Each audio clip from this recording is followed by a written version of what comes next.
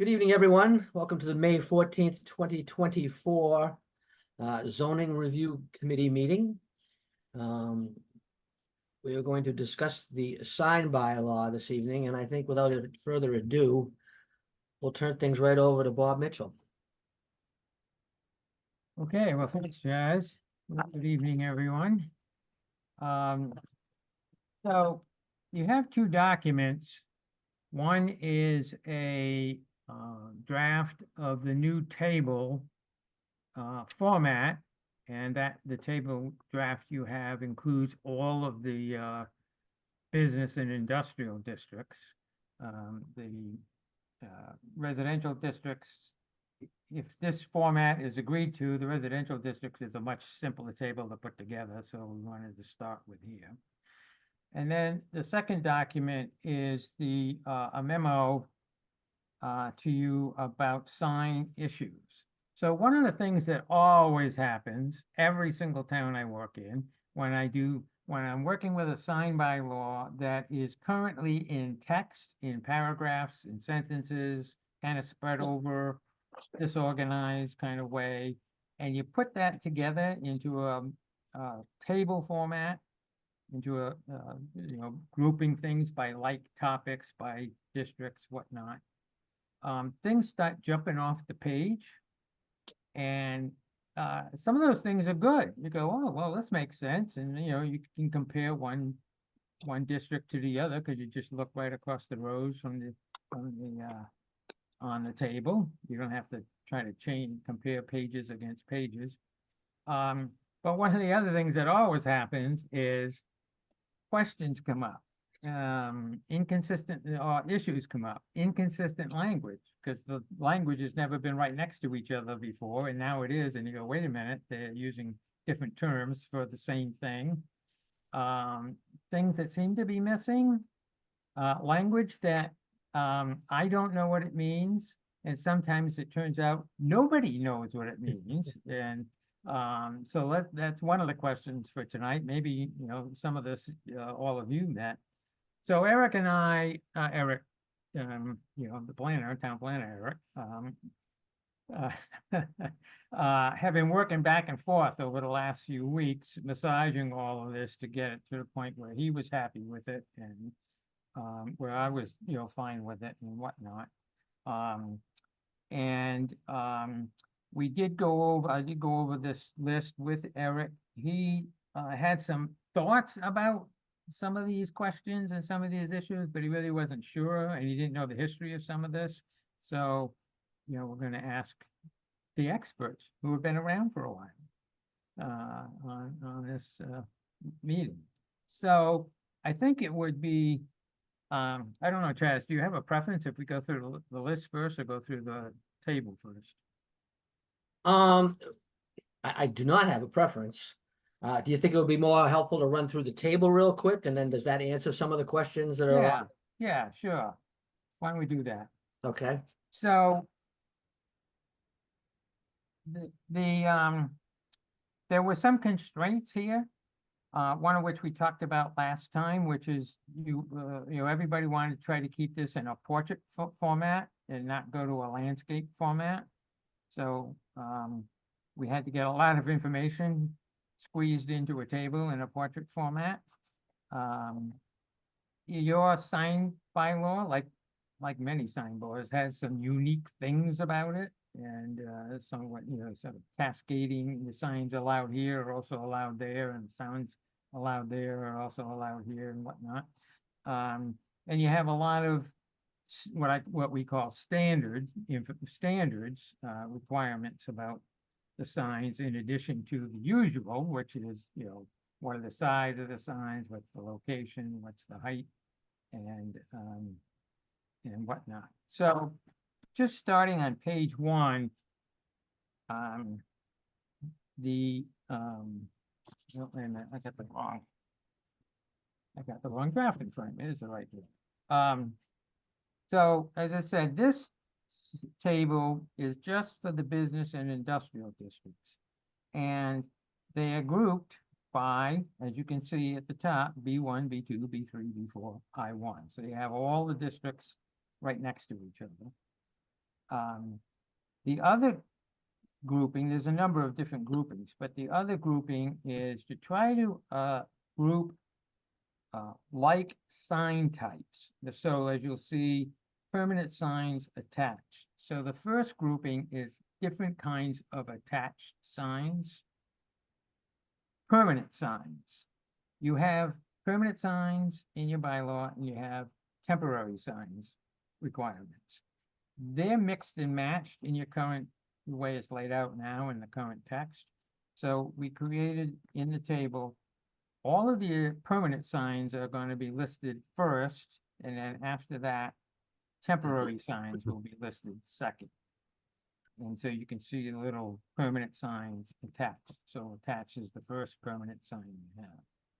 And then down the left side where it says Excuse me, requirements, is the table being shared right now? I don't think so. I see any table. I don't have, I'm not sharing, I'm not screen Oh, okay. sharing. Do you have the table, Joe? I'm We sure it's emailed on to the, everybody, but, there we go. oh, okay. Thank you, Thanks- Colin. Thanks, Colin.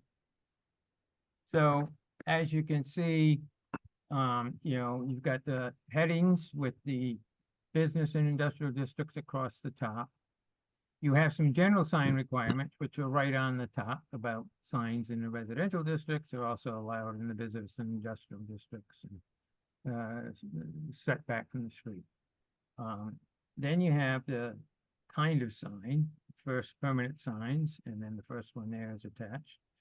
And then down on the left side, you have what the requirements are. And this left side, as you will see as we go through this table, it's the same requirements.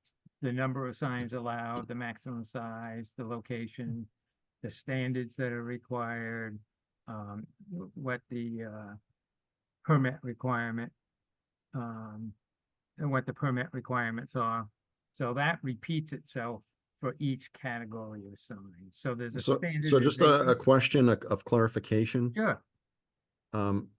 If I may, on the location, first of all, the permanent sign, let's say B1 or any of them, you're allowed one. It says number of signs is one.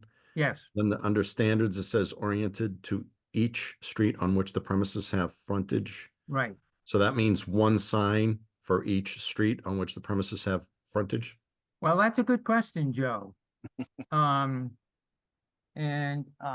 So,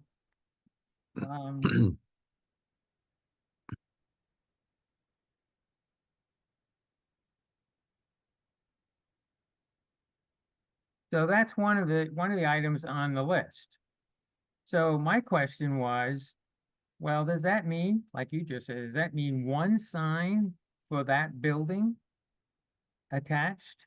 Or does that mean one sign per business that's in that building that's attached to the wall?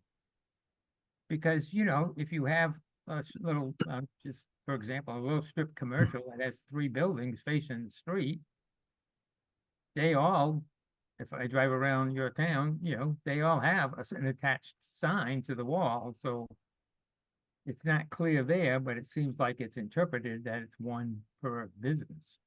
But that's one of the questions that is posed for you, all of you. Well, that's one question, the number of businesses per location or address. And my other question was on the building is on a corner, a direct corner, and it has 2 walls, one wall on each street.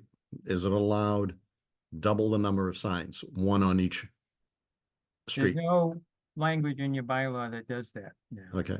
And we had an instance not too long ago where it wasn't directly on the street. It was 2, I'm going to say it was 2 lots, well, 1 lot away from the street that was perpendicular. And they came in for a variance so that they could have a sign on that side of the building also. So they were on the main street. So they had a sign on the main street. Okay. And then on one side of the building, 1 lot away was another major street, and they wanted a sign on that side also to catch I see. traffic on But both thoroughfares. they weren't, that their property was not on that major street. It was one lot away from the major street, but they still want a sign facing that major street. Mhm. I understand that correctly? Yes. So that's a good point. Many towns do have specific language for corner lots where the frontage is on both, two streets. And sometimes they get an extra sign on the side, what they refer to as a side street. And sometimes that's a smaller sign, but there is language like that. I actually don't think I've ever seen language for side signs a lot away from a street before, so that's a new one for me, Joe. Well, we also have one that's on a main thoroughfare. And they have one sign on the main thoroughfare, but adjacent to the 90-degree side of the building, they're on a private way. And they wanted a sign on that. So that was on their parking lot side, on the private way side, which functions as access to multiple businesses in a location. But the main thoroughfare, they wanted a sign there.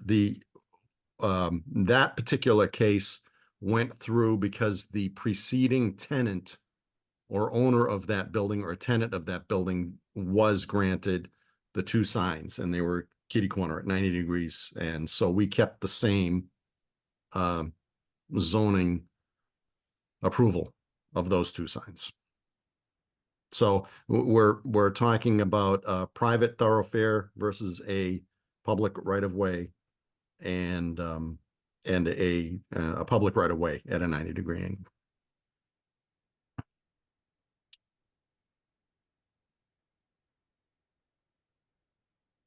So the language you have in your bylaw, and this is actually one of the inconsistent places for language. So in some places, it says oriented to the street on which the premises have frontage. And which is, if you look under B1, the first bullet point for standards, it says oriented to the street on which the premises have frontage. And then if you look over under I1, on the second bullet, it says oriented to each street on which the premises has access. Well, frontage and access are two different things. So that's really confusing, and I don't know how that's been interpreted by the town, but they could, they could have their access over their frontage, but they also could have their access someplace different than their frontage. And that seems to me to be something that needs to be clarified. So, how many signs, is it one per business? Is there signs allowed for street corner, on the two sides on a street corner? They're allowed these other kind of unique circumstances, although this language only says street, it doesn't say public street. So that might cover you for, private streets. But, the uniqueness of that one lot over, that's a really unique circumstance. So there's three issues right there that some direction would be needed, so we could, finish this up.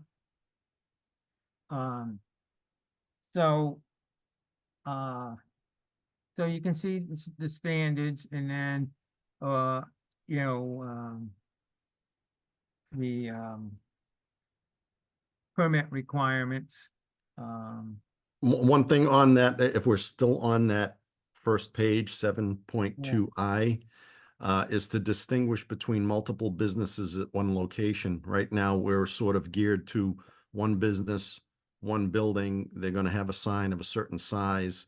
If we have a multi-unit or multi-business in one building, how is that going to be handled for all the separate businesses? Well, the third category, so on page 3, so you have attached signs, limited access highway, you have freestanding sign, you have freestanding single business on a lot, you have freestanding retail complex of 50,000 square feet or more, and then you have freestanding shopping mall And then after that, the next category is multiple business signs. And you Okay. already have that in your bylaw, so it's covered in your bylaw. That's at the bottom of page 3, top of page 4. So that's a category that is covered in, it's, but again, it just says one. And I have to believe that it's interpreted one per business, if it's for multiple businesses, not just one for the building. So again, that needs. And that's what we're doing now, isn't it, Joe? I mean, any retail plaza, every business has its own sign on the out front, Right, so.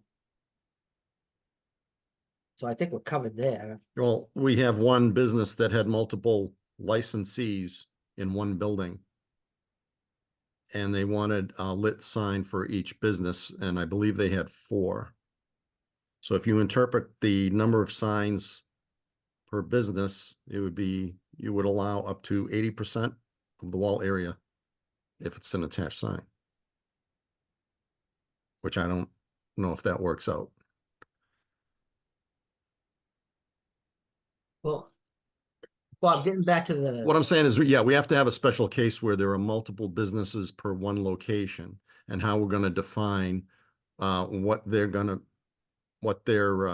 rights would be in adding a sign, let's say per license. Maybe it's a condition of their agreement or their license agreement that they have to have external signs. So we have to be somewhat accommodating, otherwise, we're not gonna attract those businesses. But if a business has one building and they have multiple, let's say multiple dealerships for certain items, we want to allow them a certain amount of wall area for each sign for each business. But our intent is not to have, I would say, over 50% of the wall space taken up, right? okay,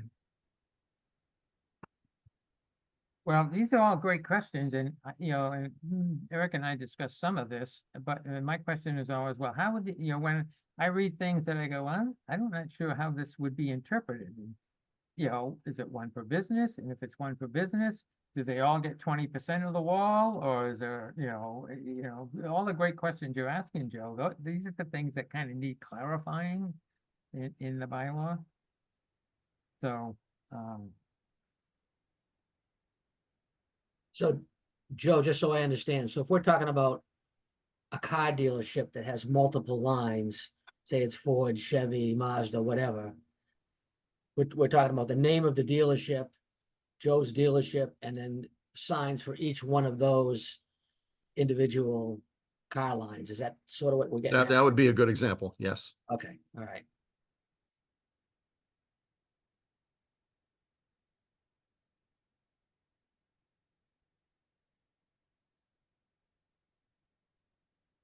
And do we accommodate that anywhere, Bob, in our current bylaws here? I didn't see anything like that, but That has come up that is a real life case that has come up in the past. So I'm giving you real life examples of the ones that, hopefully Bob, you're taking notes on these. These are some of the ones that we've struggled with, in the past. sorry, I accidentally hit the mute, so,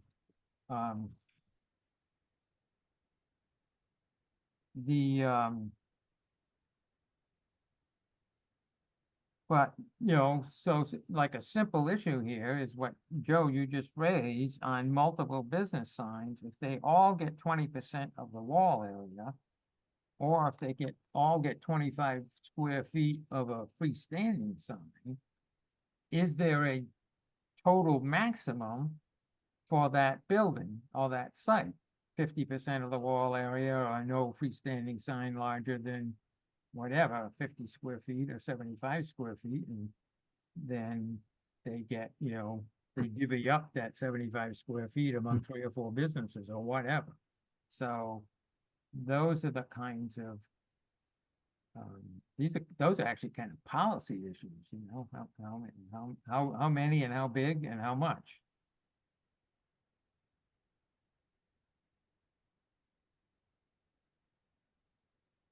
Well, could we have total sign area to be a certain amount of the building? So it couldn't exceed 50%, for example? That's pretty common, that kind of a, no, up to, but not exceeding, 50% of the wall space or up to whatever, 75 or 50 square foot, freestanding sign, or up to and not exceeding, X amount per individual sign or something like that. Those are pretty common.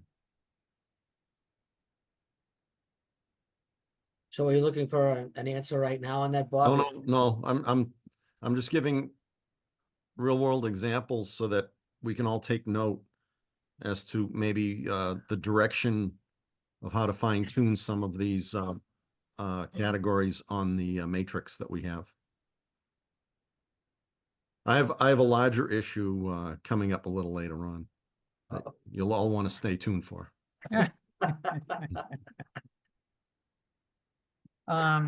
So aside from, if I could just back up a little bit, aside, at least to this point, aside from some of the questions and issues and clarifications that needed, is the basic structure of the table okay with you? With the headings across the top, the signs types down the left side, organized by type together, and then the requirements down the left side, so you can compare the standards against each zone.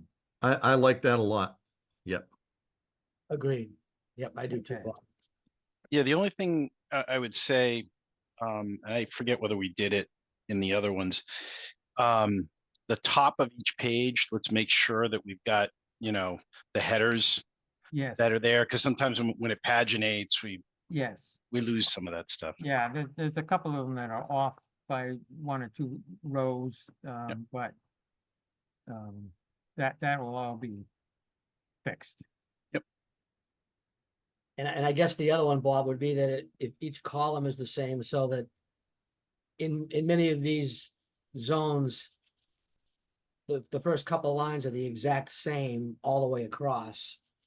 And I'm looking at like the last page, for example, the third one across, which I think is general business.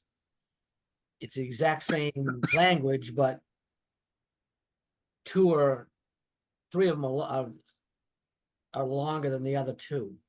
And I think that's just because of the size of the columns or something. I'm sorry, Chaz, where are you looking? So I'm looking at the last page where temporary signs on page 5. Let me,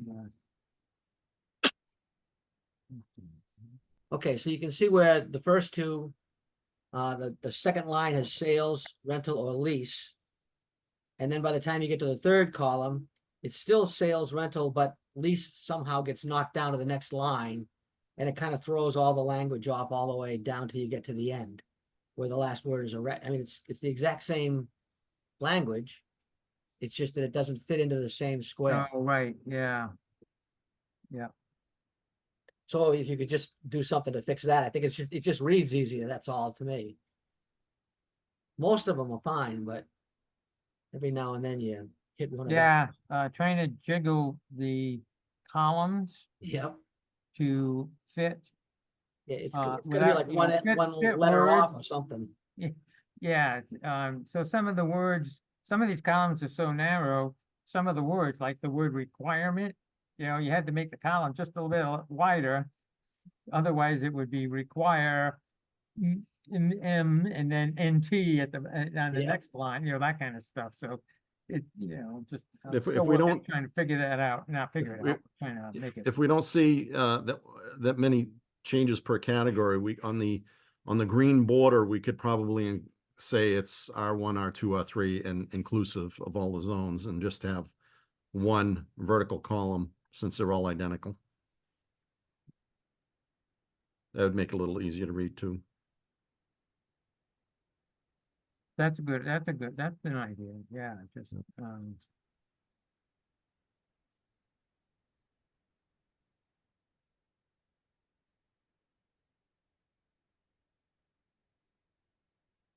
are we firm on keeping this portrait versus landscape?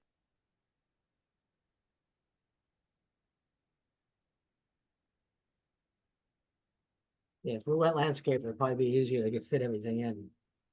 But then people, I don't know how people use it, so it's I don't know like what most towns do. We're trying to make it easy for people to understand, and definitely trying to fit the 6 columns here.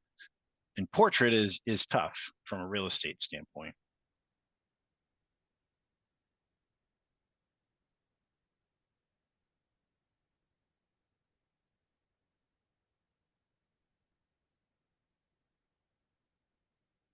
Doesn't sound like anybody has much of a preference either way. most towns try to keep it portrait for a couple of reasons. I've seen, some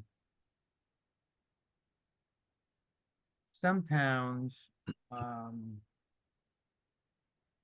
have kind of a screwy bylaw because they have some of it landscape and some of it portrait, and you kind of have to shift, even when you're looking at a digital, you kind of have to shift it 2/3 one way or a quarter this way to get it to show up the right way. And then printing it, sometimes it works where it prints landscape and portrait. And then I've seen problems where it prints the landscape as a portrait, which cuts off part of the landscape language. And I mean, I don't know if there's any correct answer, but Well, all the rest of our bylaw are all done in portraits, so I think maybe we should try and stick with that format all the way through. Works for me. okay. I like consistency, and at least people know when Yeah. they're looking at it. And there's different ways that we can deal with trying to fit all the language on there and keeping it legible and easy to find.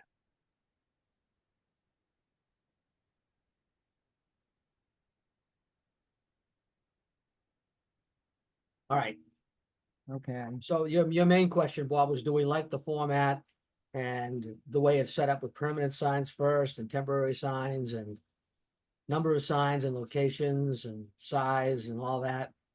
And I say, yes, I love it. So that's my input. Okay, right.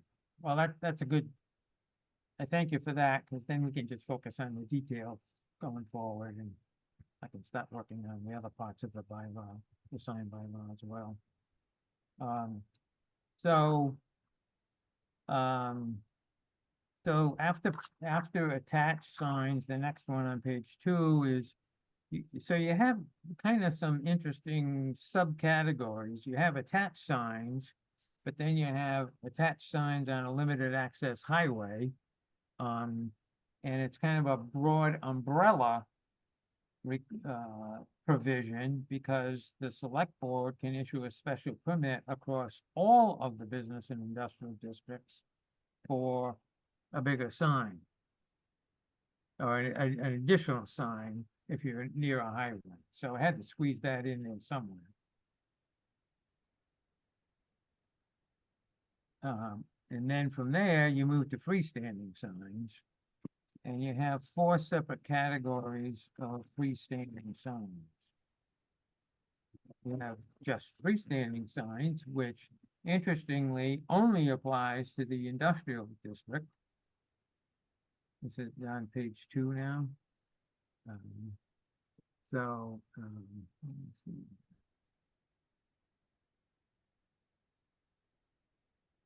Yeah, and then the major section for freestanding signs is single business on a lot, which makes sense. So you start with just one business on a lot, and then you go to retail complex of 50,000 square feet or more with 3 or more businesses, and logically the signs get bigger. And then, as you can see down on the left side, you go to the third category, which is the shopping center sign, which the sign gets even bigger. And those are only allowed in the B3 and B4 districts and not B1, B2. So any place where you see gray in the rows or columns, there's no provision for that particular sign in that district. So if we go back to page 2, permanent signs, freestanding, single business on a lot, office professional business district, B2, do we have nothing in there? Is that because we have nothing, or is that, For standards, yeah, you have nothing in there. so don't we need something in there? Well, so, good question, good question. I did have a conversation with Eric about this, and, so as you can see, for B1, B3, and B4, the zoning board has the power to, grant a bigger sign if it's not incongruous with the district itself, but not for the B2 district. And Eric thought that that was deliberate when the B2 district was adopted, because it was a very limited district with limited uses, and it was intended,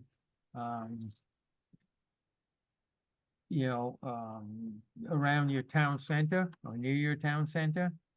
And it had limited number of uses, and the feeling was that it should be, and this, I'm not sure he used these words, it's, sort of a low-key business district with smaller businesses, more discreet signage, and that, the feeling was that the language in the other ones about the zoning board having power to increase the sign should not apply in this district because of the distinctiveness of the district.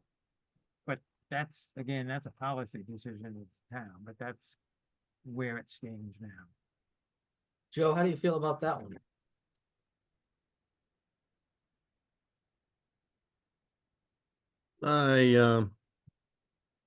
I don't know. Well, I kind of, I'm sort of really relying on you and Adriana, because this all falls in your lap. Yeah, And the smaller signs for smaller businesses, like the center, to keep the character of the center of the town. I think that's what they were talking about. But should we have some kind of language in there that would just help those Oh, businesses? definitely we should have something else in there. Yeah. Okay, Yeah, because if anything is rezoned outside of the center of town, then there should be a standard. but we do have B2 outside of the center of town. So some sort of guidance in there for whoever, Mm-hmm. and we can maybe set up a separate, rule for the center of town. So those are my thoughts. So my question would be, do you want to just take the existing language from B1, B3, and B4 and move it in here, or do you want to have something less intense, something that you allow 25 square feet now and 8 feet above the ground level? Do you want to move those to 50 square feet and 20 feet, 25 feet high, or do you want to have something in between? Well, I think if we're looking at the center of town and want to keep the signs small, maybe there should be two definitions. One for the center of town, which would maybe be 12 square feet. And then outside of the center of town, sure, we can mimic B1 and B3. I'm afraid you can't do that. Okay, The state statute has what's known as the uniformity clause. And regulations in a particular zoning district have to be uniform across all properties in that zoning district. No spot zoning. Yeah, it's not really spot zoning, but you're right, it's not, you can't Similar. have sort of, Yep. the B2 district in town center have one set of regs for signs, and the B2 district in the other part of town have a separate set of regs for signs. Or anything else, you know, setbacks or building height or whatever. The regs have to be uniform across the district. So maybe that's why it was left blank then. Could be. I don't know. Joe and Adriana, have you run into anything like this before in B2? Not yet. No. I don't recall anything when I was on the board either. Yeah, there's only a few spots in the center of town that would get signage. I'm thinking the buildings behind, not the community that where we rented out the old town hall. That could have some signage. Yep, and those businesses all have signs. And I would certainly say they're, you know, they're bigger than 12, but I don't think they're 25. I'd have to go look at them again, of course, but yeah, that's an interesting dilemma.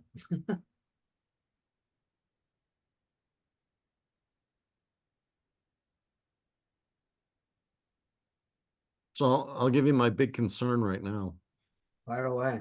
So we need another section in green. So the title should be something like permanent signs, freestanding, abutting limited access, high-speed highways or secondary roads, electronic or standard.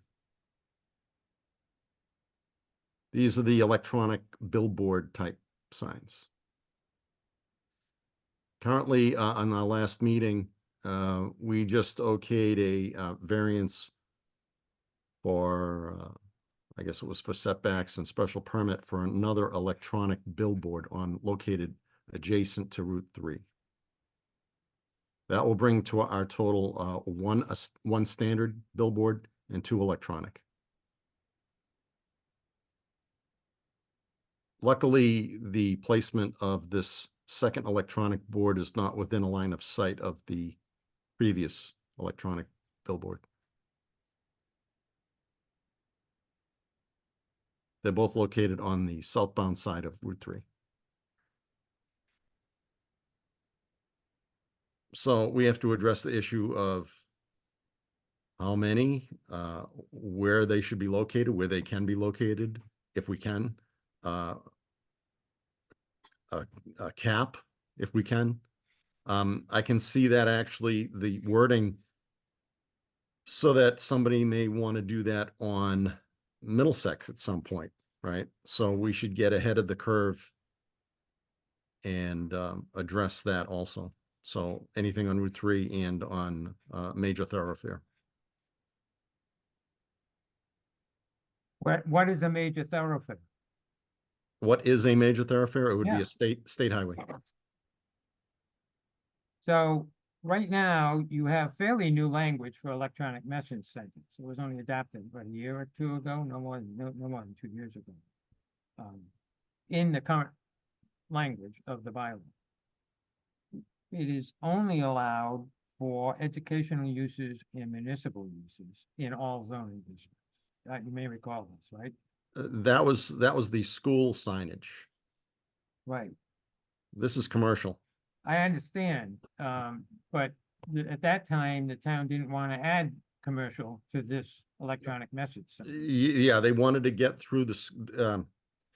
There was a particular case for a school who wanted to do something, and we hurried along a certain portion of the law to accommodate them for their small signage for their school and made it very specific for their electronic board. That did not address the commercial signboards at all, and it wasn't intended to.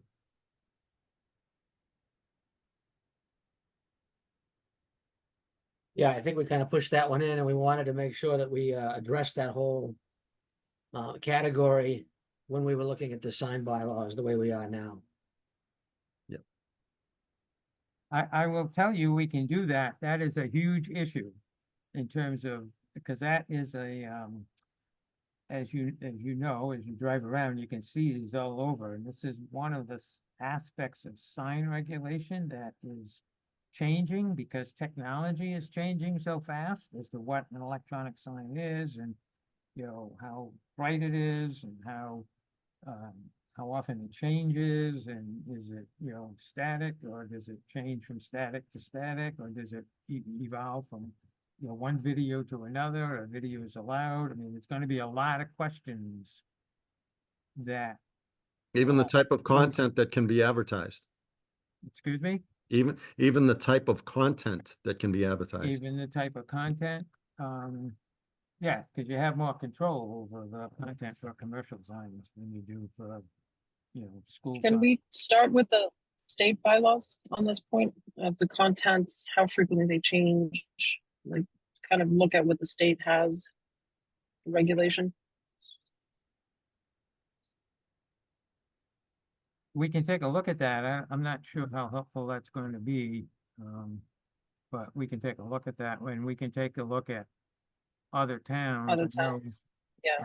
I know Stoneham adopted, electronic message signs probably about 4 years ago, maybe 5 years ago now, and they were they did a lot of research on that, and I'm sure other towns have started to go in this direction. I've also worked with towns that adapted language for that, which said they're prohibited, period.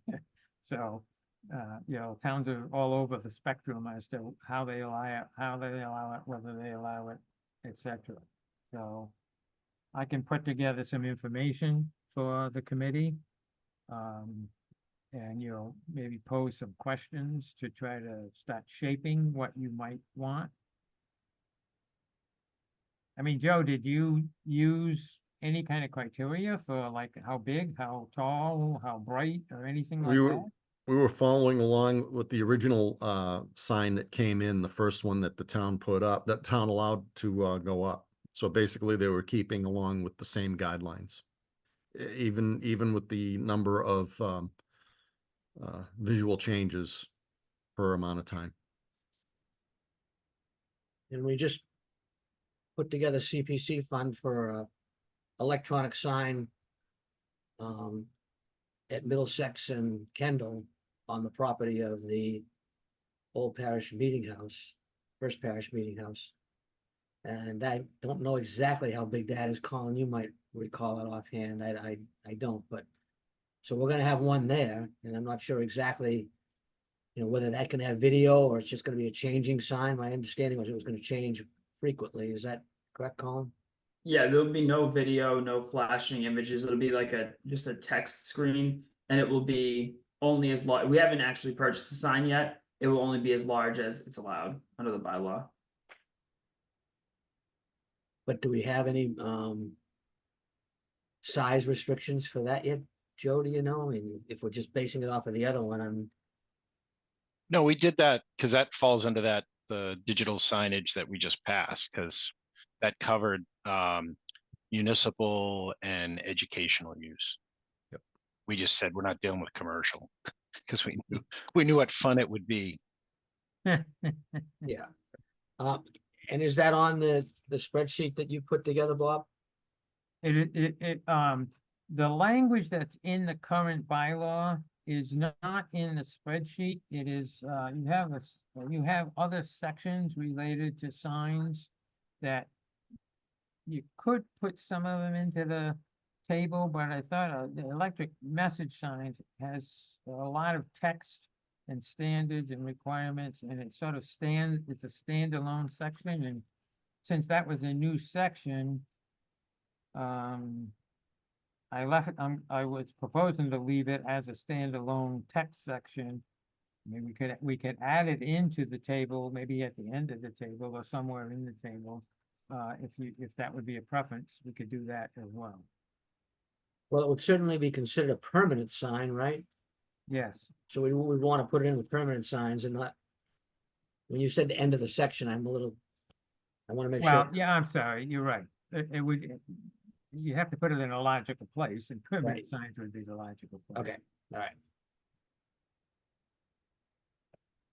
Okay. it would, if I could ask, it would be very helpful to me if I could somehow get copies of the zoning board decisions on however many electronic message commercial signs you've approved, just so I could see what the signs are and what was proposed and what the board approved or what conditions you put in, because that would give me some great direction, I think. Yep, we can do that. Pam put that together for you, Joe? Yeah, I'll talk to Pam. Okay. Thanks.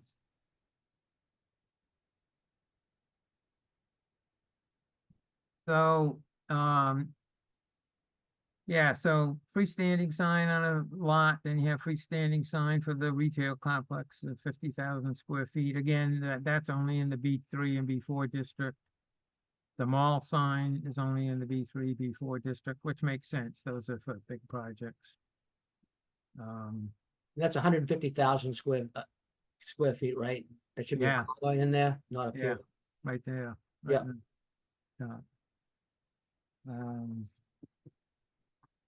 And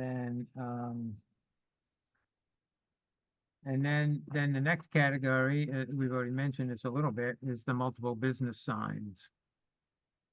With some questions about if you have a lot of businesses, how much of the wall area can you cover? Or how many, how big can the freestanding sign be? And, you know, we need to, come up with some recommendations to limit those two factors. So I'll draft up something for your consideration at the next meeting. That's good.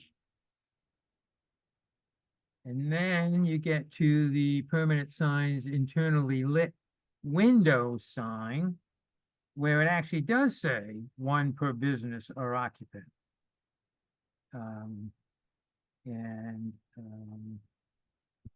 I think this is, again, perhaps the question here is, supposing you have 6 businesses, and they each get 6 square feet, which is, just hypothetical here, and that's 36 square feet, and the window is 38 square feet. It would cover almost all the window. Do you want to have some percentage of window coverage limit within the context of this category?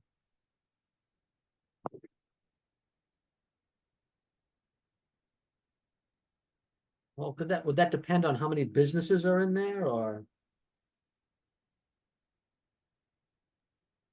Well, it could. I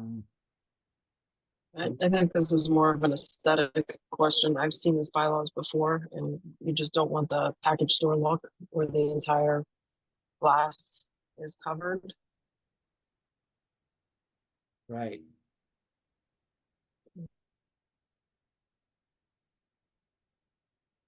Yeah, I mean, I'm thinking about, I'm kind of off the top of my head here as I'm thinking about this, but, if the 6 square feet is per window of that occupant, then that's less of an issue, because if they only each get 6 square feet on their own window, then, that's all they get, and that's not gonna be a big percentage coverage of a window. So would it be better off if we did a percentage of the window? Rather than I mean, what if it's a 6 square foot window? The whole thing's gonna be signed? Well, it could be, but, Which brings you back to the percentage of the, I of mean, the, if the 6 square foot window is only 3 by 2, so that's kind of an unusual commercial window. well, I know it's not. I realize that, but I mean, it could be an 8 by 3 and you've got a 6 foot square. Yeah, I mean, there's no, it's kind of hard, because you think about the percentages, if you said 30% of the window and you had a 6 square foot window, that's, you know, what is it? Just under 2 feet of the window. But if you had a 100 square foot window, that's 30 square feet. So you know, you might have really big signs for one business and really small signs for another business, and maybe that's okay, but the percentage, Yeah. you know. I mean, has this been a problem? Has this been an issue? I guess that's one of my questions for a lot of these things. If they aren't problems, they aren't issues, and people aren't complaining, sometimes it's just well enough to leave it alone. Yeah, I think that one's fine.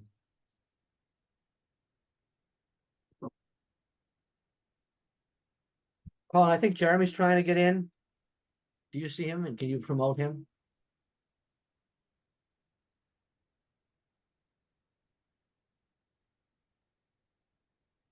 He is coming in as a panelist. Yeah, it says, I'm in a meeting now. Sorry for being late. Do I need to be promoted? Is his message to me. He should be in as a panelist now.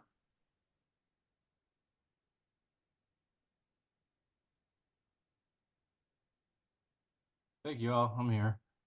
Okay, there we go. Sorry about my tardiness.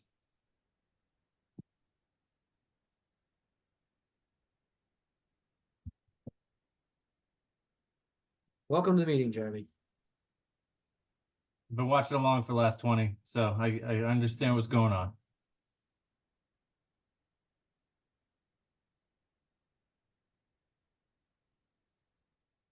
So, moving on, then the next permanent signs are open and holiday decorative flag signs. Again, this specifically says one per business, 12 square feet. Not much in the way of, there's no maximum height or location or standards, and not even a permit required, unless it's an advertising flag. So, again, if this has been working and hasn't been a problem, then it's pretty minor type of a sign, but that's up to the town. Yeah, I don't have much of a comment on that unless you wanted to split it into different sections. But it's all together now, right? It's all together in the text now. If we split it into two sections, then you're gonna duplicate all this language twice. And Well, where it's under permanent. I mean, an open sign, obviously, I would consider that to be a permanent sign. But a holiday sign, a holiday flag, oh, okay, I don't consider that to be a permanent sign. I see. Well, Like that could the be rest of the world. temporary. Yeah, That could be moved to temporary. which is, I think, where it should belong, but that's up to anybody else have any comments on that?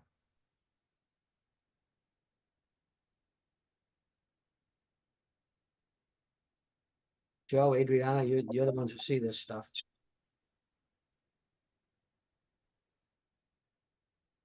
Well, maybe it never comes up, I don't know. Yeah, I know I've never seen that come up. I think that's more of an aesthetic ask of what the town wants, you know, the temporary versus sandwich boards in the front of shopping plazas and holiday signs. Okay, well, we can, So leave as is. I guess. Okay. And then, the permanent signs, office industrial park development, basically, and, in here, you have,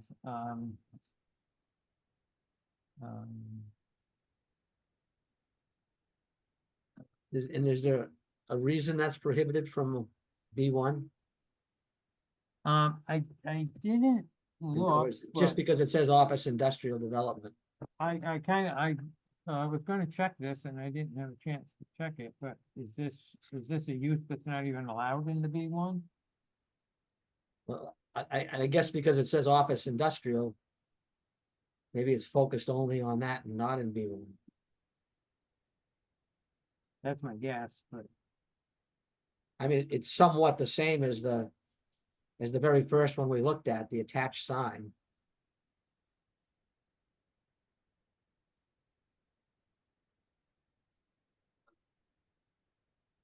This is yeah, this is a subdivision identification sign. That's like identifying an industrial area as you're going into it. It's not a particular sign for a business, right? Okay, all right, I see what you're getting at. Yep, So, okay. yeah.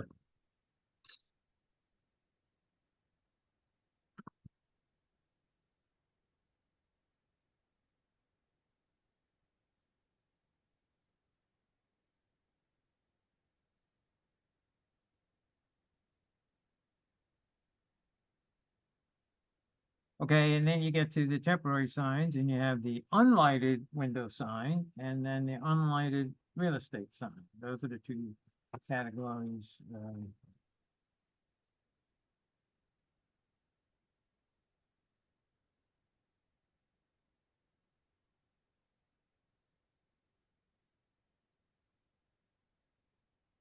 Yeah, I have no problem with the unlighted window sign.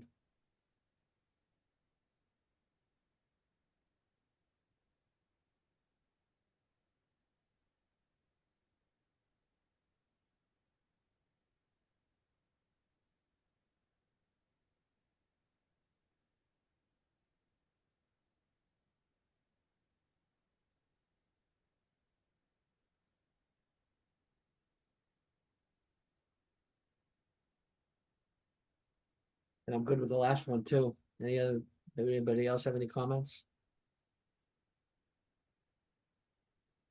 All right. Now you had some specific questions you wanted to go over, Bob? Yeah, so on the memo, I just need to check one thing here for a second.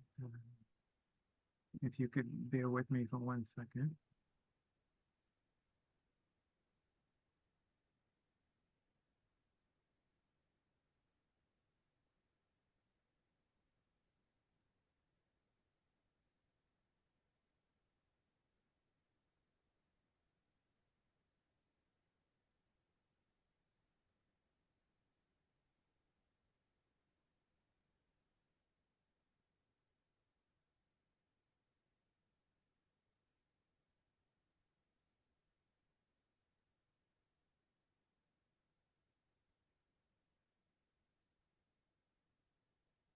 Let's see.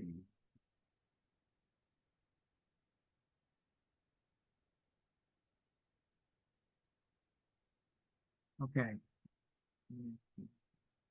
Yep, all right.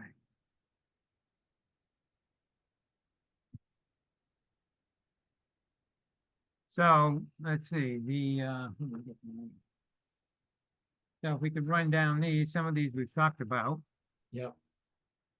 So the first one is the inconsistent language. Oriented to the primary street, which it has access. And then oriented to the primary street and which it has frontage. I don't know if that was intentional or just if those languages got adopted at different times and people didn't really compare the old language with the new language and a different word got used or some other reason. But it is confusing because, as I said, they can be two different things, and I don't think it's meant to be two different things. I think probably the town intended this to be consistent. But if anybody knows the history, So you would suggested putting the word or in there.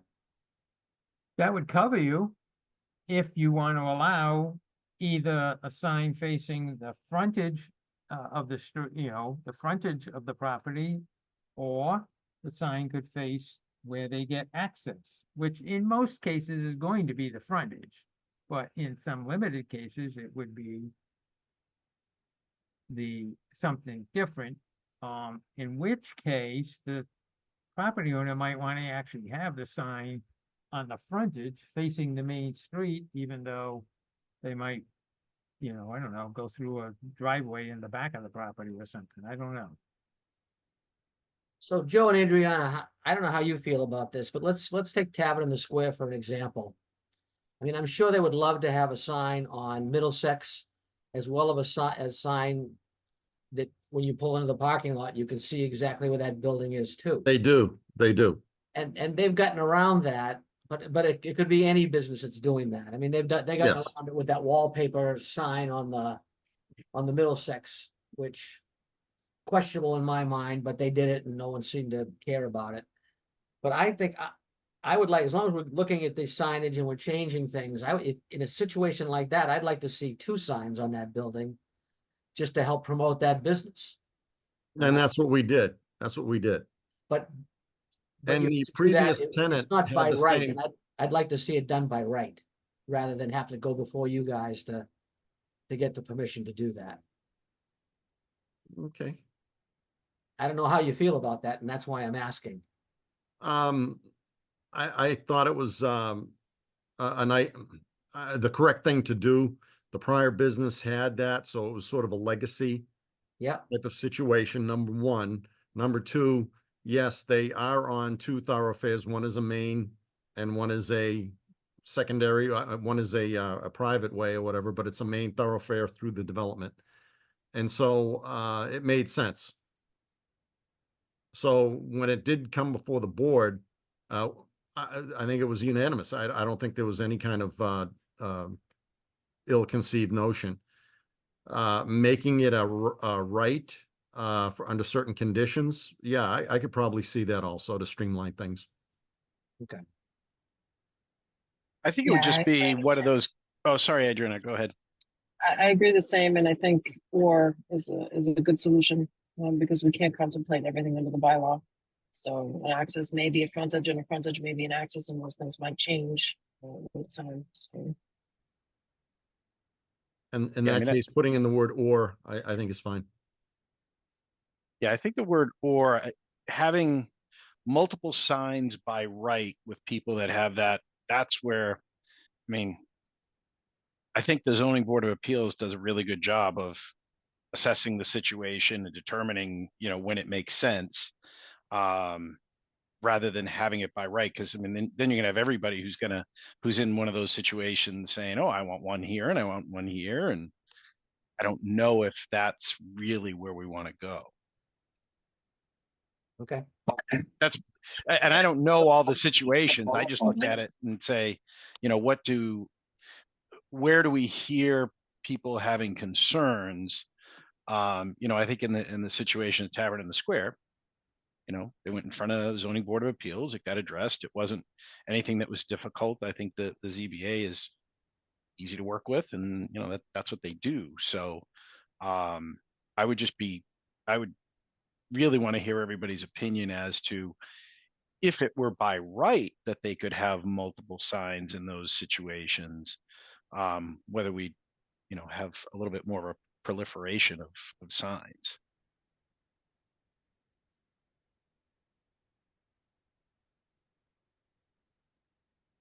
Bob, can you look around at other towns and see what they do in those types of situations?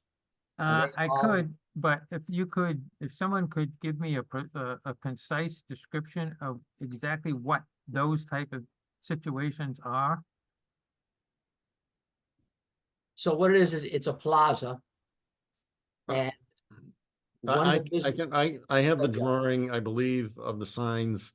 I can, send you the, Google Earth or actually photographs of what we have on that particular building, showing the layout and the proximity to the roads. So So it's I'll send you that information along, okay. yeah. So along with it's a situation where the part of the building faces a major road and part of the building faces the major, you know, Those entranceway to the plaza. So it's entranceway into the a drive. property across some parking spaces or something like that. Yeah. It's a divided, roadway, Yeah. 2 Okay. lanes in each direction. Was there a previous precedent set of why we did this in the zoning before? I'm just curious. I don't know the history of why this was implemented in the zoning before. I don't know if Joe or Andrea, if you know why it was You mean the put in there. previous tenant had two signs, or? No, yeah, exactly. Like why we put the put it in place that you have to have only one primary, or like you can't do two different ones. Well, normally you're dealing with just the front of a building, and so you're only going to have one sign on that one frontage of the building. So we want to limit the number of signs. Let's say you've got, we run the gamut of one building, one wall with multiple businesses. They have Yeah, like one entrance, but they have multiple licenses for products that they sell. So how do you manage that? How do you, as a condition of their having a business license, they have to have some sort of a signage on the building per their contract. So to allow them to conduct their business, they had to have a certain amount of signage. So that was a special case. So you're only going to be dealing with a number of signs on the frontage of a building on a building that could have been subdivided. On this case, you have one building, one business, but you have two angles of approach. Somebody's got their speakers turned up. I'm hearing reverb. So you have two methods of approach, one from the main entrance on the parking lot side and one on the main thoroughfare side. So in order to have enough advertisement on that corner lot, which is right up against Middlesex, the original petitioner petitioned to have an extra sign lit so that they were duplicated. And that was granted many years ago. And now the new business came in and would like to have the same approach to their signage as the original business. And so that was granted. Again, that was a no-brainer. That was very easy to do. It made a lot of sense. thanks for that explanation, Joe. And I guess I'll throw another scenario at you. But for instance, there's one other scenario that we had. Yeah. So another person, their building was set back quite a ways, and they wanted to have I'm just going to say a dual angled sign. So basically two signs on the front of their building, but it was on one facade. So now they didn't qualify for that. They qualified for the flat sign up against the building, but their case stated that they wanted to actually have another sign on the side, which is on a private drive. That ended up attempting to go into litigation until the signage bylaws were changed recently for that particular case. So we ended up acquiescing, as I should say, the town ended up saying, yeah, we're going to allow on their entrance side of their parking lot or the main entrance, but still allow them to have a sign towards Middlesex. Okay, so now they're going to have two signs, but they're not on a corner lot. They don't have two main thoroughfares. They have one main thoroughfare and one is on the parking lot. And so that was granted under legal duress.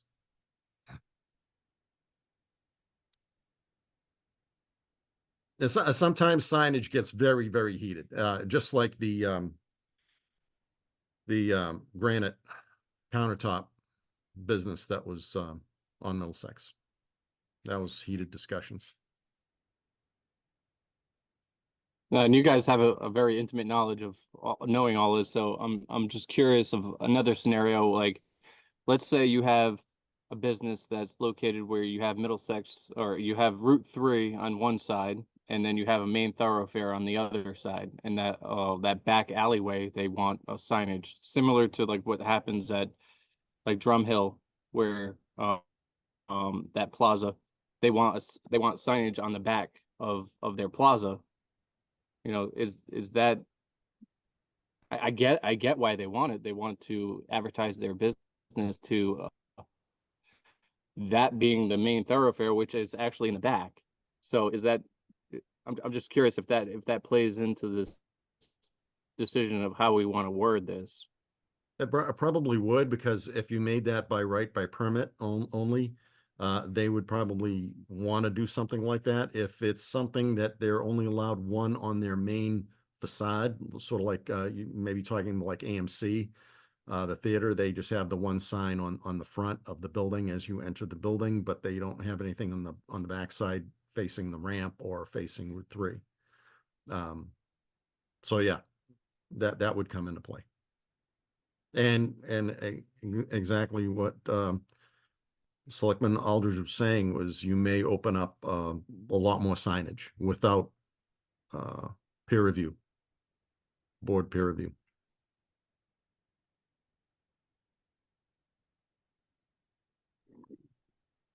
I think it should be allowed by permit, maybe not allowed by right, because some of these signage bylaws prohibits us from granting a second sign altogether. So we would have, so I'm thinking of Joe, that cold storage facility they're trying to put in. That's gonna have frontage both on Middlesex and on Route 3. That'd be a perfect example of two signs or multiple signs. Well, that's something that we, or the board or the townspeople may not want to have that changed. They may want to keep our current zoning in that particular case the same. So you'd have to go before the board.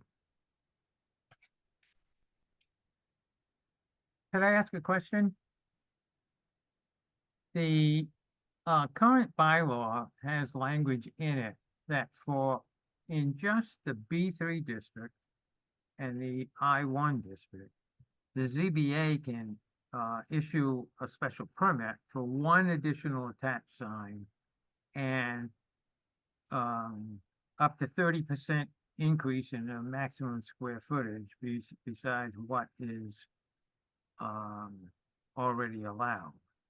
Are these districts you're talking about, these properties in the B3 and I1, or are you granting variances in the other districts for signs? There were variances in other districts.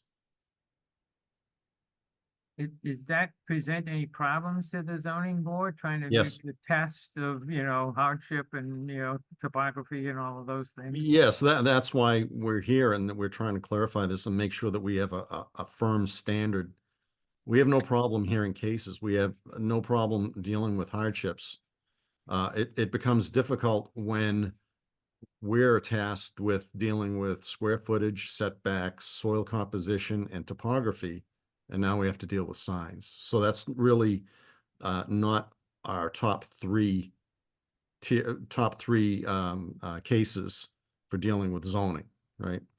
But it does come under the zoning board of appeals approval process because it's part of the zoning bylaws. So we have to go case by case, and we don't get all that many of them. It isn't like we're getting signs every month or every 6 months or 9 months, right?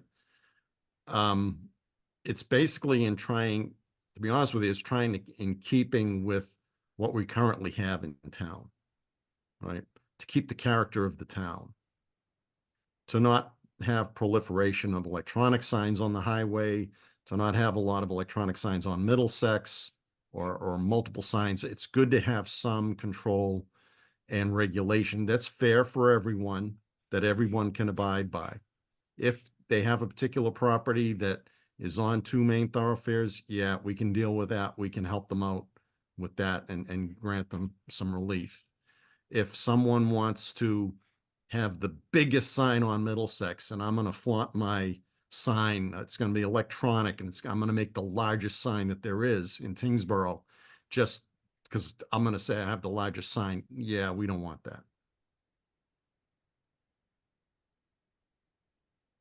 If I'm going to make a sign and I'm going to have projector lamps on it, they're going to shine into a neighborhood up until 11 o'clock midnight. That's not going to work. And we have had instances where that was a major concern. Thank you. This goes back to the Seinfeld episode with Kramer and The they did chicken sign? The the blinking light. Kentucky Fried Kenny Rogers chicken sign chicken, was keeping yeah. them up all night. Yeah. Everything is a Seinfeld episode. Bob, as I look at these, where it says permit requirements. There's a couple of them that are blank. Should we try and fill those in somehow? I think that'd be a good idea. So, I'm yeah, sorry, what was that, Chaz? so for example, in permanent signs, freestanding sign. It says permit requirements and it's blank. I mean, it's only in the industrial, but I'd like to see something filled in on all of those. Well, Freestanding that's, sign on yeah, page. that's one of the comments on my memo.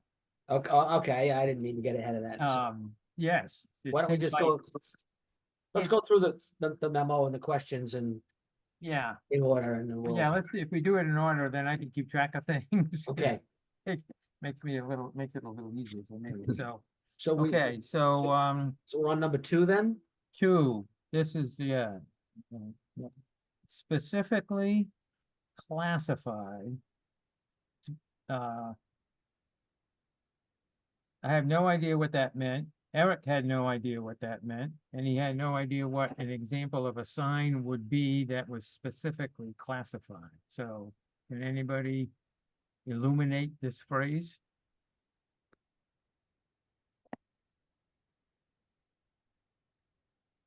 Yeah, I got a I was question. just writing something down. What was the question? Number 2 on the list, Joe, in the memo, there's language about signs permitted in the residential districts are also permitted in the business districts and the industrial district unless specifically classified in the individual business districts. What does specifically classified mean, and what would be an example of a specifically classified sign? Now, see, that's a good example of where we need clarification. We need this language cleaned up because that one escapes me. I can't. I don't know. Yeah, I would strike it altogether. If the common reading of it is not understandable to somebody who's been on the board like Joe for years. Yeah. Nobody's ever called that. This is always our recommendation. If nobody knows what it means in town hall, nobody outside, the average citizen or the business people are gonna know what it means, so it really should be deleted under those circumstances, but that's a decision for all of you. I think let's delete that. Okay.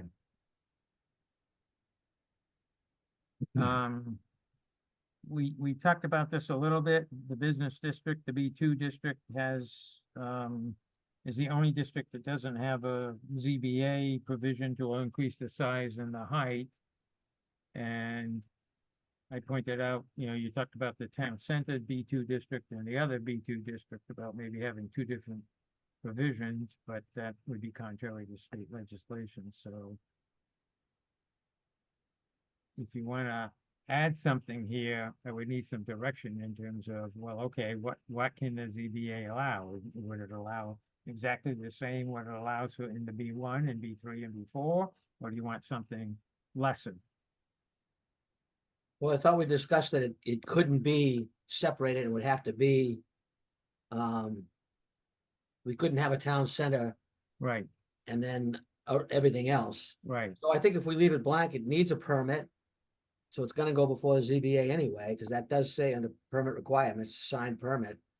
And it could be dealt with individually at that point. So I think we leave that one alone. Yep, I agree. But do we allow for an increase in the square footage? So we have some discretion. I think the for original your intent oddball was. cases. I think the original intent was to hold that firm. So I would leave that the same. Yep. okay, the business open holiday flag sign, I mentioned this quickly before, there are no height or location requirements or limitations and no standards, but I think someone said that the town didn't seem to be having any problems with these signs anyway, so,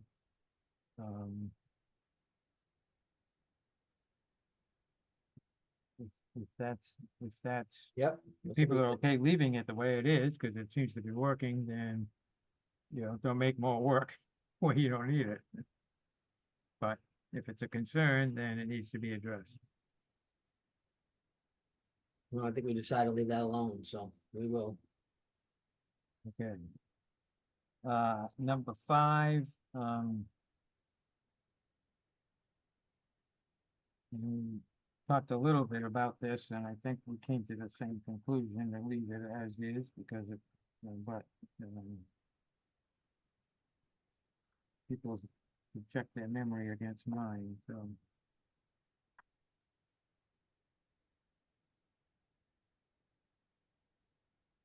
And then we have the unlighted real estate sign. You have a percentage of how much can be covered, so that seems to have worked. If you haven't had any problems or complaints.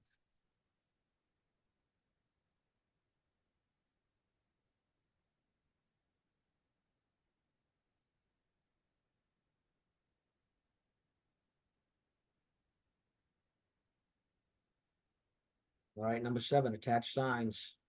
Number 6, same thing, unlighted real estate sign, no height or location.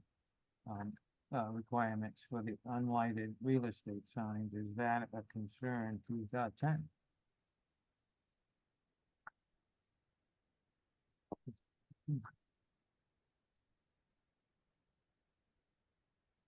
I don't think we've really had a problem with that, but if you wanted to put in a maximum height of, several feet, maybe 6 feet, and location, within a certain number of feet of the front of the building or main entrance to the building.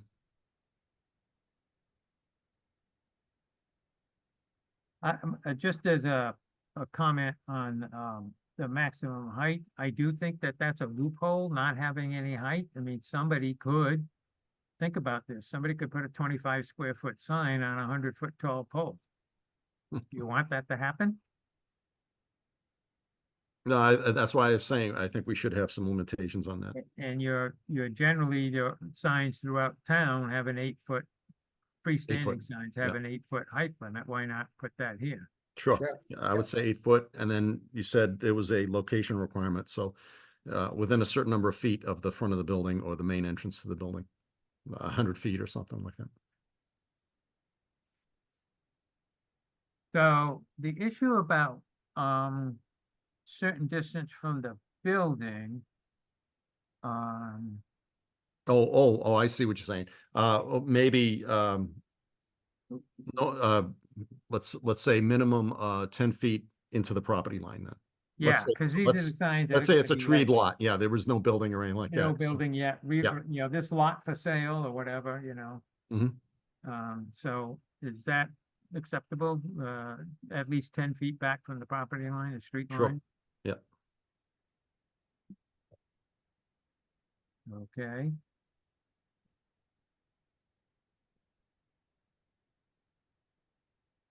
And, um, 7, let's see.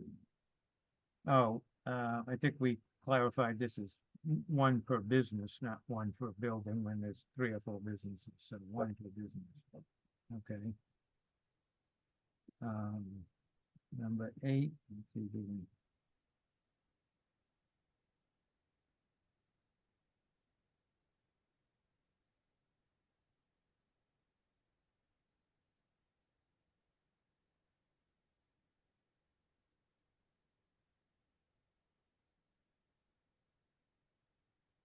well, just a comment. This is one of those things you notice when you put things in tables. Some of the signs have language requiring a permit. Some of those, I think we actually addressed this now, I'm thinking about it. Some have specifically exempt and some were blank, but you just picked up on that and said we should put in sign permit required where it was blank.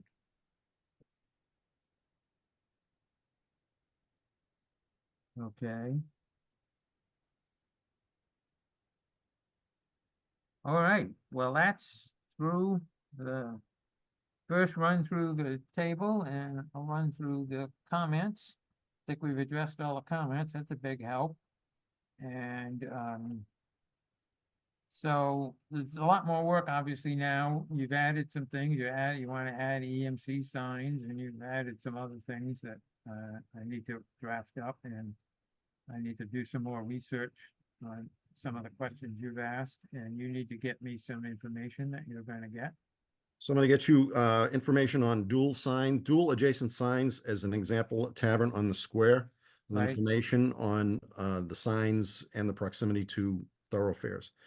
And then you're gonna get some example on electronic billboards from, for instance, Stoneham, Massachusetts. And I'm gonna give you the 2 cases, order of conditions of the current electronic billboards that we have.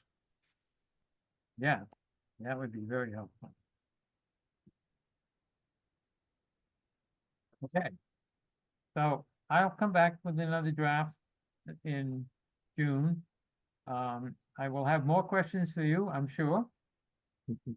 And I hope you have more answers for me as well. But we made a lot of progress tonight, so I appreciate it. So currently your point of contact then is Colin, correct? Yep. Yes, Okay.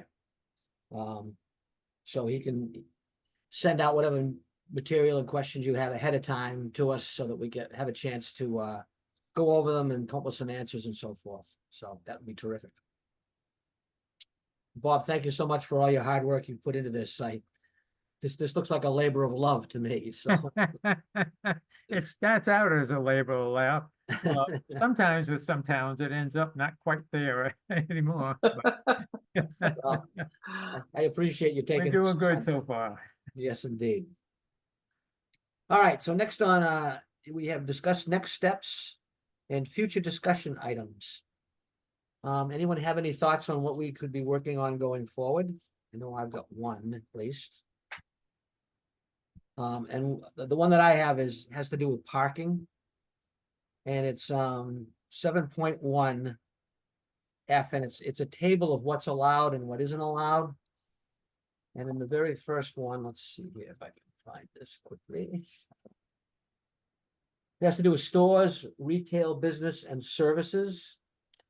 It says 1 space per 200 square feet or of gross leasable area, or a minimum of at least 3 spaces per establishment. I think 3 spaces is not enough. And in fact, I would like to just see that whole second part of it, that it allows the 3 spaces, just remove that from our bylaws altogether. Any business that I've ever been or ever worked for has at least 1 employee working there, and most often 2, just to make sure that everything is covered, which allows you just 1 customer in the store at a time. If in fact that business is, say, a hairdresser, you've got 3 seats, you've got 3 hairdressers, you've got 3 customers. It's usually done on you call in and sign up for a time, so you could have 9 parking spots taken up for 1 business at any given moment. We do have restaurants which kind of fall under the same category, which is done by 1 parking spot for 3 seats. However, that doesn't include wait staff or people in the kitchen. I just see that 3 spaces, minimum of 3 spaces, doesn't work for any business I've ever been in or ever worked for. So, like I said, I'd like to just have that taken right out of there, and that's my thoughts on that. So I don't know how the rest of the board feels or how Colin feels or whatever, but that's something I'd like to see taken off. Do you see that? Most Go ahead. most communities we work with are actually trying to figure out how to scale back their parking requirements. That's almost everything we're asked to do, is to look at parking requirements and figure out, well, what do you really need for certain types of uses, and then where is it excessive? For environmental reasons and others. Okay. So I want to look at the whole parking schedule, because I don't remember it. I don't have it open in front of me, but I can easily see a situation where a very small establishment may only need 3 parking spaces. And if they're in a plaza or a store, a building with multiple other tenants, it may be fine. I'm not advocating for keeping it. I'm just saying that standard itself doesn't trouble me. But speaking for me as a planner, I don't know, how the rest of you feel.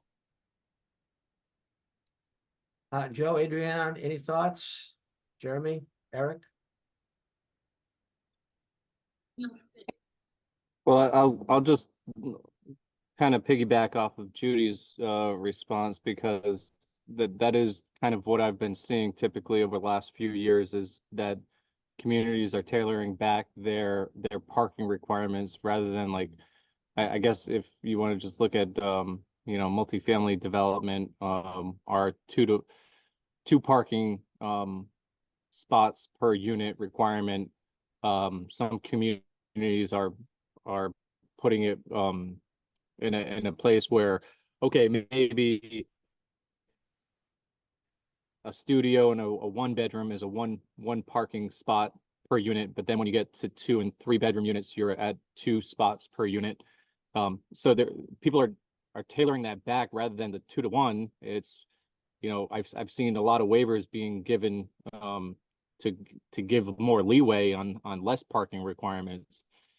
And I guess if there's a precedent in place in Tyngsborough where we are seeing an influx of parking that being an issue, and I guess one situation would be where maybe the marijuana dispensaries, that is a parking issue because it's just a popular thing right now. That could be an issue, but for the other ones, I'm just curious if there's an area where this is really an issue, where we need to actually increase our parking quantities. Because I mean, if you look at it from a sustainability standpoint, requiring more parking, that means that you're requiring more area for impervious soils, and now you're getting into an issue with Concom, with all the issues there, and stormwater control, and the influx of water going off site. I mean, I don't know. Agreed. I'm Agreed. kind of mixed on this one. Okay. That's a lot of what we see is the concern about stormwater and environmental protection from excessive impervious cover. Okay. Yeah. So related to this comment, one thing that I have been working with communities literally for decades, and I did this back way back in Amherst, and Judy's heard this a lot, and it relates to Jeremy and Judy just saying. It's you need to understand that the actual demand for parking is not linear. So the demand, so you have 200 square feet of gross leasable, one space for two. So that might be reasonable for smaller stores, 5,000 square foot store, 2,000 square foot store, 10,000 square foot. But once you start getting into the 20,000 plus, the actual demand for parking does not require one space for every 200 square feet. So you're still ending up with unused asphalt. It's wasted space. And when you get up to 50 or 100,000 square foot commercial centers, you end up with vast amount of lonely asphalt that never gets used, but it creates heat islands, it creates more runoff. And so what I have encouraged towns to do, and we did this in Amherst probably almost 30 years ago, and we had a number of shopping centers built after it, and we saw the benefit of it because we had shopping centers with all this excess parking, and then we had shopping centers with more reasonable parking, was to have a tiered system. 200 spaces, 200, I mean, one space for every 200 square feet up to whatever, 8,000 square feet. Then one space for every 350 square feet or something like that, up to 20,000. And then one space for every 500 square feet over 25,000, something like that. Right. Because that's how parking works. It is not a linear system. The parking demand kind of starts plateauing the bigger the business space. So it's another way to think about parking, to have tiered, and that's try to, you don't want to drive around any town and how much empty asphalt do you see in parking lots. So you don't want to encourage any the more. mall. We came up across this in some of the 40B permitting, the electric parking spaces. So theoretically, a car would use 2 spaces in a parking lot. they'd have their car charging and then they would move the car somewhere else to allow the next person to charge. So we should anticipate that new parking lots or refurb parking lots are going to have spaces for electric car charging, just like in front of the Tavern on the Square, which surprisingly are filled quite often. So how do you factor that into your tiered system? And I agree, it is not linear and it's based on demand and, you know, averages. One business may need one parking spot, another may need 5. So That's a great question, Adriana, and there really isn't much that I've seen in terms of good answers, partly for a couple of reasons. One is people who are going to shopping centers to plug their car in aren't necessarily going to the shopping center That's right. because it's the only plug-in place in town. Yep. Now, eventually you think, well, there'll be more places to plug in, which would mean those people wouldn't be going to the shopping center to plug in. They'd be either plugging in at home or plugging in on street parking or, you know, the neighborhood plug-in place. And then other people, and it's hard to believe people behave this way, but they put their car at the electric thing and they plug in and then they do all their shopping, even though the car is already charged up. They don't move it until they come back after shopping and leave. And, you know, that means people who need the space can't get it. That's a pretty common complaint you hear. So you're right. There are issues here. They're kind of fuzzy and gray at the moment because of this transition from somewhat of a transition from gas to electric. But it's something we need to think about. We all need to think about. So the high-speed charging in our town is at the mall and is the Tesla charging stations. And those are the ones that I see actually in demand. The ones that the town have at the old town hall and at town hall that typically aren't taken. So there is a demand for that connection between the shopping and high-speed charging. So those classified as spots? Do they count in the count for number of parking spots, or they should be an excluded item? Just how are other towns, like how are the Cambridges and Medfords of the world handling this? So in Well, Cambridge, I can tell you it is included as part of the parking requirement. It's not in addition to. And Andover just wrestled with this at their town meeting. They just did a comprehensive overhaul of all their parking standards. So we can kind of bring you some of the wisdom that came out of that. But there's a management issue for parking that's changing because of the charging stations versus demand for, quote, a regular parking space. So, you know, I kind of agree with Bob in a way. This is sort of like an evolving thing. And the answers to your questions are probably going to change some with more experience. Yeah, we don't often change our bylaws though. So I understand, but I mean, the experience you're looking for, I'm not sure exists in the quantity that you would want it to. what for a town of our size, we do have, and I don't know how the other board members feel, we have a lot of electric charging stations around town. And we have 2 high speed, and then we have a couple of the regular chargers. So you can kind of see how they're being used. So you know, we're different from Cambridge. Maybe we're more on par with Medford as a residential community. Are the 2 communities that you mentioned, are they stretch communities or are they not? They are both, Jeremy? well, if I could just weigh in on the energy code requirements, because a lot of the energy codes are changing pretty rapidly, and right now there are requirements in the stretch communities and special opt-in communities for EV charging and EV ready already. So it's like, how much do we really want to dive into this and have requirements when those codes are really the driving force right now? Right. Do we want to let that lead the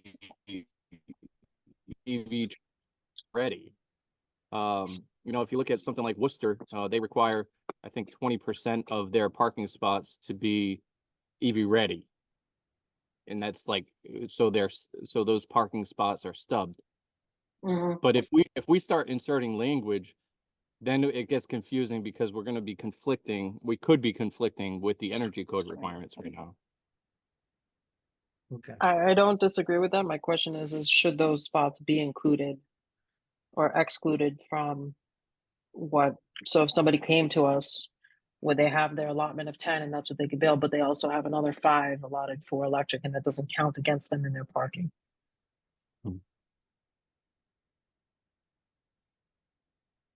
all right, well, like I said, I was thinking parking might be something we would want to discuss.